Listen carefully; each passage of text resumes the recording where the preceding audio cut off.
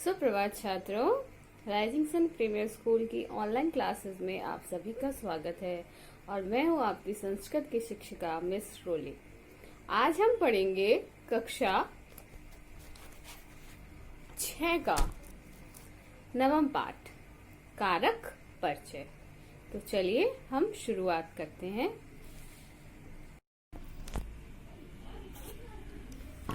नवमः पाठः कारक परिचय।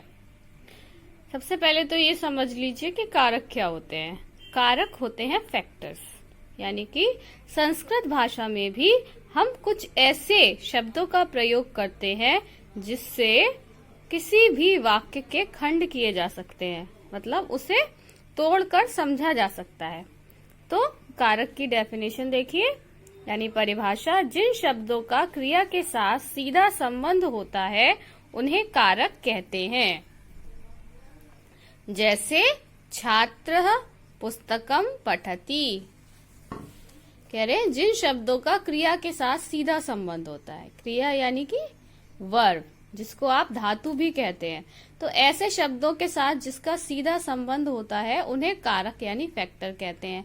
जैसे छात्रः पुस्तकम पठति, तो छात्र पुस्तक पढ़ता है, छात्र पुस्तक पढ़ता है। इस वाक्य में छात्र शब्द क्या है? आपका कर्ता यानी कि सब्जेक्ट है, और पुस्तकम शब्द कर्म यानी जो कार्य किया जा रहा है वो है ना, कर्म है।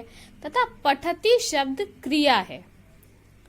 छात्र क्या है? कर्ता, पुस्तकम है कर्म यानी कि वर्क, जो वर्क हो रहा है, और पठति शब्द है क्रिया यानी कि आपकी वर्ब और धातु। वाक्य को पढ़ने से स्पष्ट है कि कर्ता तथा कर्म का क्रिया के साथ सीधा संबंध है। किसका किसके साथ संबंध हो रहा है?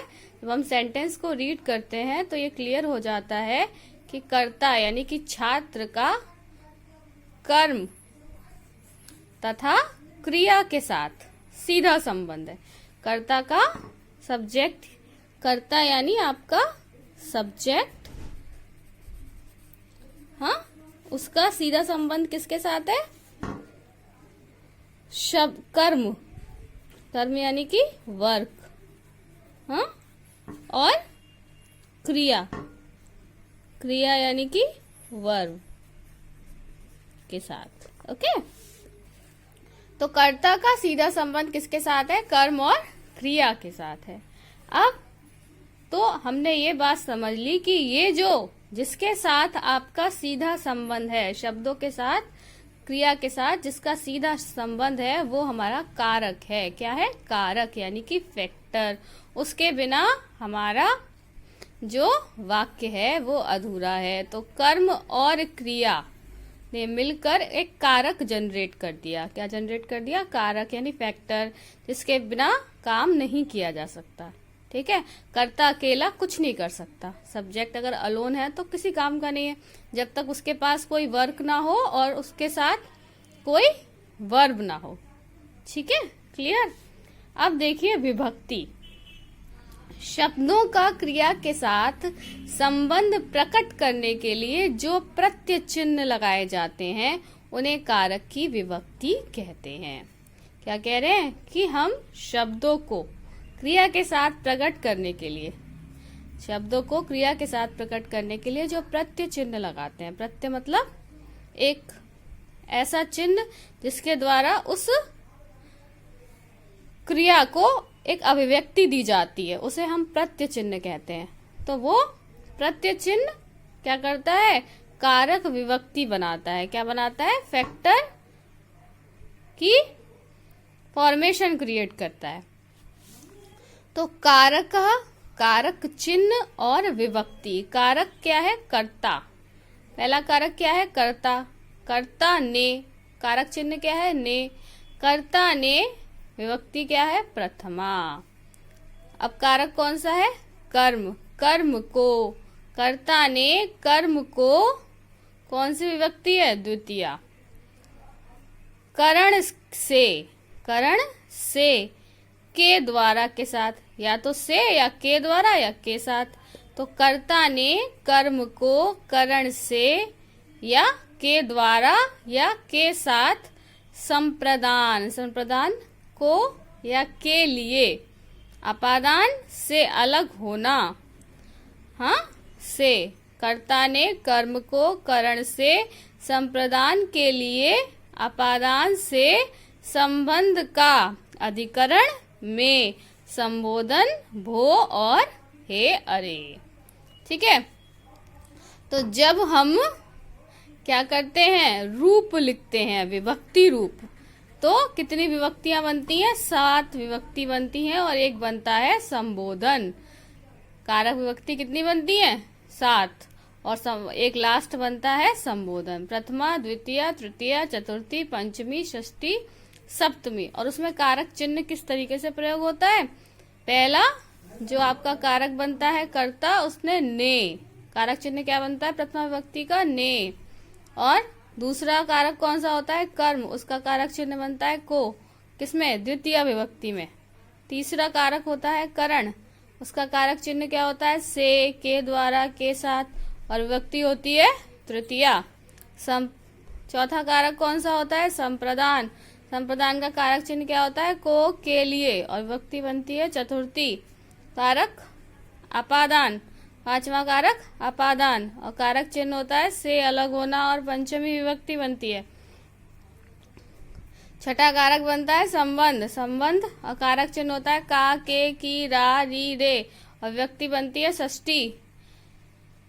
सातवां कारक बनता है अधिकरण, और कारक चिन्ह होता है में और पर, और विभक्ति बनती है सप्तमी। कारक चिन्ह होता है लास्ट संबोधन, सप्तमी विभक्ति के बाद लास्ट कारक चिन्ह क्या, कारक क्या होता है, संबोधन, उसका चिन्ह क्या बनता है, भो, हे, अरे, हे और अरे, और विभक्ति कौन सी होती है, संबोधन विभक्ति होती है। तो इस तरीके से हम कारक विभक्ति के द्वारा संस्कृत भाषा में रूप लिखते हैं। ठीक है, इसको हम आगे समझेंगे कि रूप का जो एग्जाम्पल है वो हम आपको आगे देंगे, ताकि आप ये अच्छे समझ पाए कि किस तरीके से विभक्ति का प्रयोग हुआ है।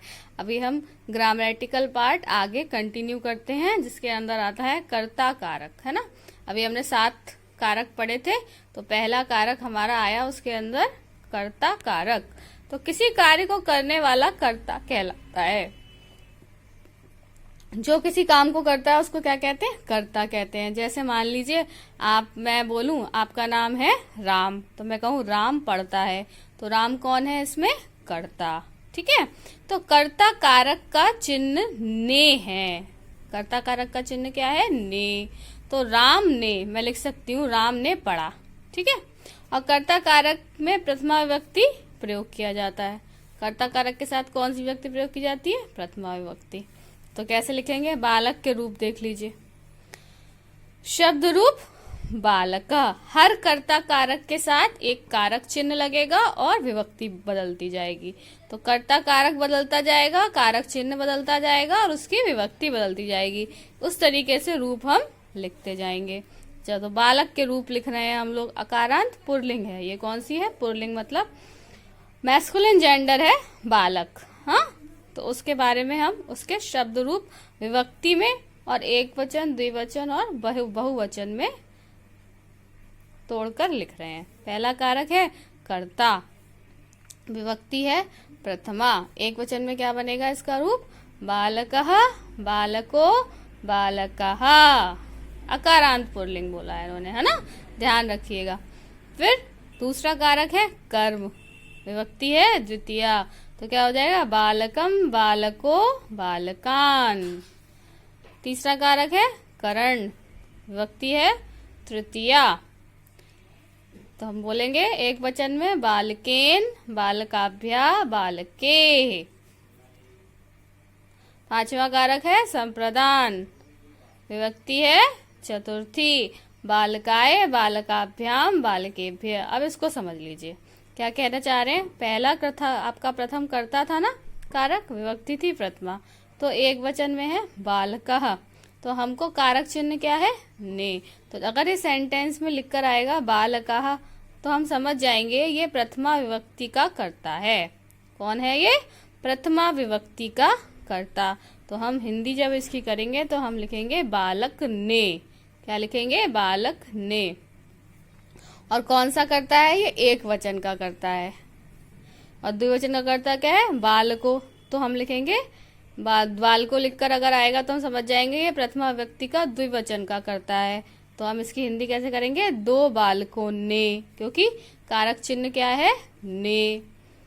फिर अगर बालकः लिख के आएगा किसी वाक्य में तो हम समझ जाएंगे ये बहुवचन है, प्रथमा विभक्ति का करता है। ठीक है, तो हम इसकी हिंदी कैसे करेंगे, बहुत से बालकों ने। ठीक है, समझ गए। तो इस तरीके से आप कर्ता विभक्ति को एक वचन द्विवचन के साथ यूज करके सेंटेंस में कारक चिन्हों का प्रयोग करते हैं। हम मान लीजिए किसी वाक्य में लिख के आया बालकम, तो बालकम आप समझ जाएंगे बालकम एक वचन का वो है, एक वचन है और कारक कर्म कारक है और विभक्ति कौन सी है, द्वितीय है। तो हम लिखेंगे बालक को, बालक नहीं लिखेंगे। अब सेंटेंस में हिंदी करेंगे तो क्या लिखेंगे, बालक को, इस तरीके से। तो आपने यहाँ पर जितने भी अभी हमने कर्ता कर्म करण और संप्रदान चार कारकों का रूप परिवर्तन देखा। अब हम विभक्ति के साथ अब हम आगे कंटिन्यू करते हैं। अब हमारा आता है पांचवा कारक अपादान। ये कौन सी विभक्ति में लगता है, पंचमी विभक्ति में लगता है और एक वचन का इसका रूप है बालकात, द्विवचन का है बालकाभ्याम और बहुवचन का है बालकेभ्य। ठीक है, तो आप उसको कैसे पढ़ेंगे, किसी सेंटेंस में बालकात लिख के आया या बालकाभ्याम लिख के आया या बालकेभ्य लिख के आया तो आप समझ जाएंगे ये एक वचन अपादान कारक है और पंचमी विभक्ति का रूप है। ठीक है, इसका कारक चिन्ह क्या था, पंचमी विभक्ति का से, यानी बालक से या फिर किसी काम को अलग करने के लिए भी हम इसको शब्द को यूज करेंगे। ठीक है, अब देख लीजिए आपका छठा कारक है संबंध। संबंध कारक है, ये संबंध जोड़ता है। विभक्ति कौन सी लगती है, षष्ठी। एक वचन का रूप है बालकस्य बालकयो बालकानाम। ठीक है, तो किसी सेंटेंस में अगर ऐसे बालकस्य बालकयो